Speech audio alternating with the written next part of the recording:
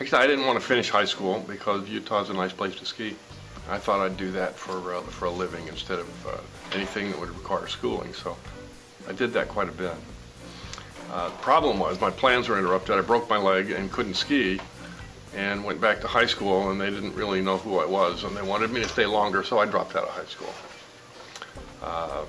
I found college more to my liking, and so I then went to college, and I went to college for a long time.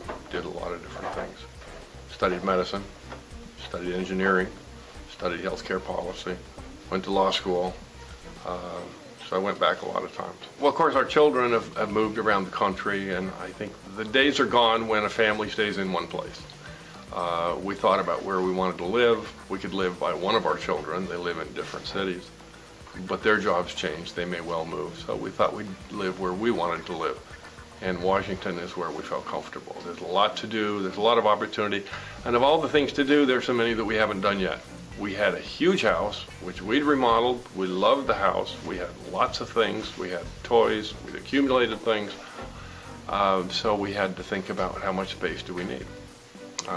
And we didn't want to give up anything, but we didn't want to maintain a big house. So we started looking at continuing care retirement. It made sense to us. It made sense to us to do it now, not to move into an apartment and then a condo and then move into continuing care later when we needed it, but now when we could enjoy it.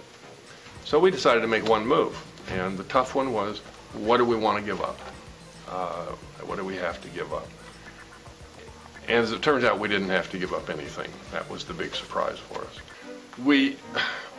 We're not doing anything we didn't do before.